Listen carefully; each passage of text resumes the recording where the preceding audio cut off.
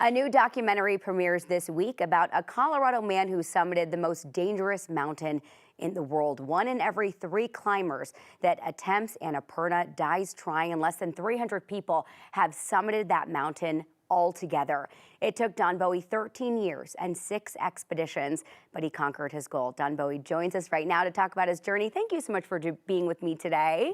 Thanks. I appreciate it. You should be so proud. You said this was back in 2019, but you're reliving it now with this documentary, right? Absolutely, yeah. Can you share with me a little bit about why this is something you wanted to do, being that it's so dangerous and so challenging? That's a good question. I've been climbing now for about 30 years.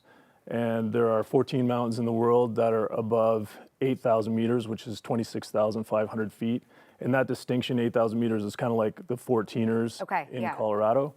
And Annapurna is the 10th highest. And after I climbed K2, which is the 2nd highest mountain in the world, I started to look at some of the other harder objectives on that list. And Annapurna was one that I took on really early. And it's so difficult that the first couple of times I wasn't able, well, the first 5 times I wasn't able to climb it. So it took me 6 times to really get up there. So you've climbed it multiple times is what I'm hearing. I haven't been to the summit multiple times. So I've attempted it 6 times. Yeah. I attempted it 5 times, and then finally on the 6th, I was finally able to do it. And also, that 6th try, when you actually finally made it, you actually spent time at the summit with no oxygen, and that's never been done by anyone else? Share with me that. Okay.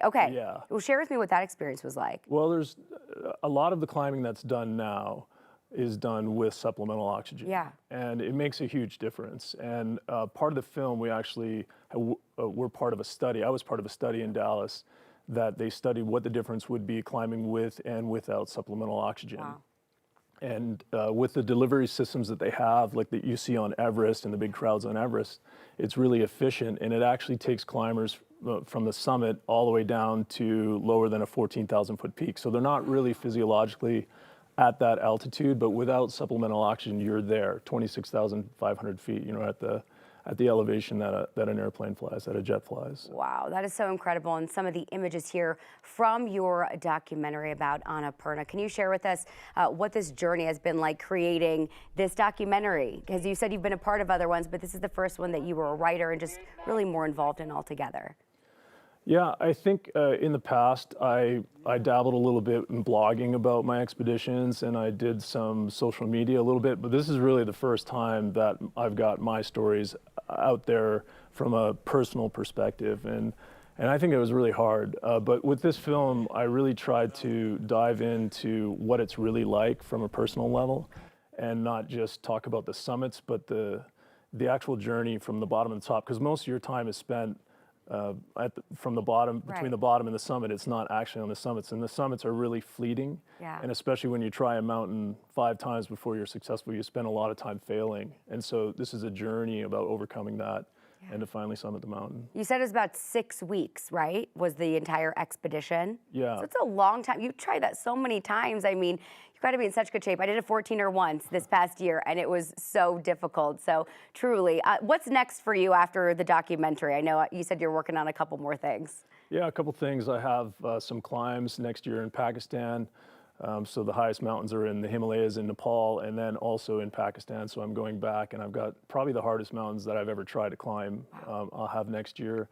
And then on the filmmaking, we've got, I really enjoy the process of making this film. So we have another project right now that we're building, and it's there was a police officer from Littleton, Colorado, who went missing on a mountain in Russia a few years ago. I don't know if you remember that.